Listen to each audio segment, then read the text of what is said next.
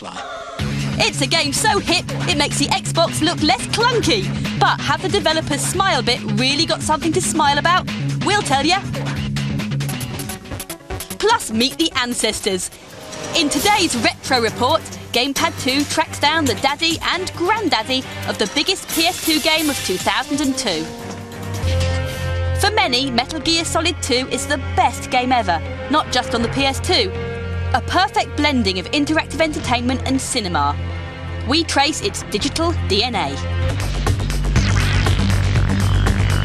Another game that looks like a film, but this time on the GameCube. Rogue Squadron 2 Rogue Leader. Gamepad has lined up a modern-day Obi-Wan Kenobi to help you use the Force. As long as you line yourself up well at the beginning, you should have no problem. All that and more to come. But first, a preview. Here's an early look at a chilling new game that's still in development. It's chilling in every sense of the word. The Thing.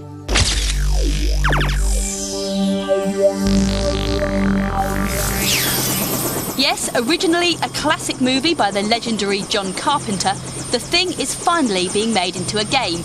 We reckon the only reason the movie hasn't already been made into a game is that anyone who's actually seen it has ended up so disturbed by the whole experience, they didn't want to take the episode any further. Just touched down outside U.S. Outpost 31. No contact with the crew in more than 3 months.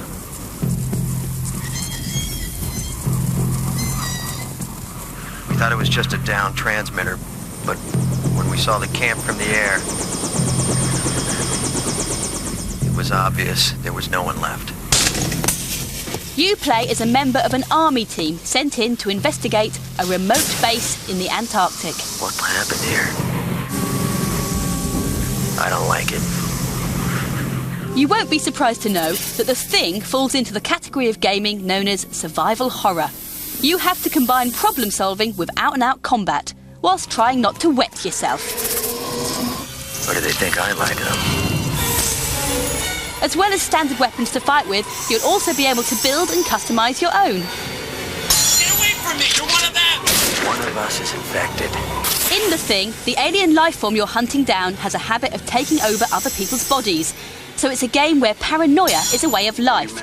And death. The characters you meet in the game will respond to you depending on how much they trust you and how scared they've become. Survival horror? First-person puker, more like. It's been exposed. Burn this. It's greedy. The Thing will be here at the end of the year. You're a smart man, Captain Blake. I'd like to get inside that head of yours.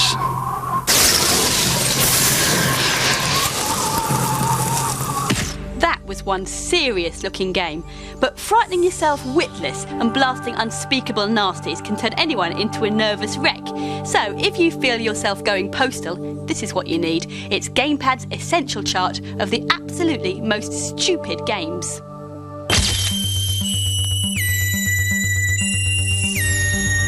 At number 3, it's Team Buddies on the PlayStation.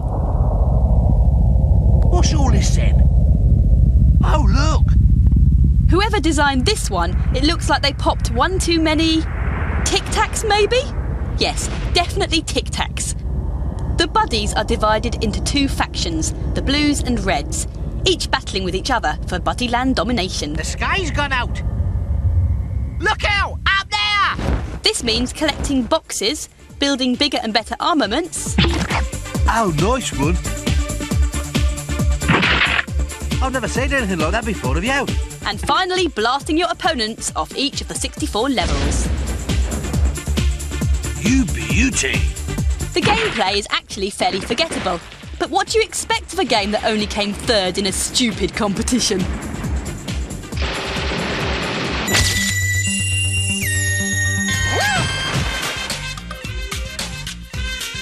At number 2 in the Gamepad Essential Chart of stupid games, Fur Fighters on the Dreamcast quite literally puts the fur into first-person shooters.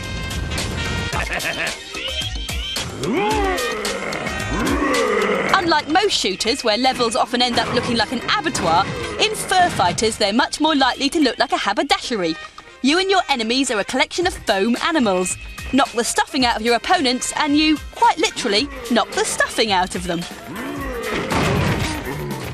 The heroes themselves form a team which includes a cat, a dog, a kangaroo and a small dragon. This one's got a particularly ridiculous multiplayer mode called Fluff Match. If you've ever been tempted to shoot the stuffing out of a cuddly toy, Fur Fighters is a godsend. And you got to admit, it's pretty stupid. This book contains the history of this island since its creation. It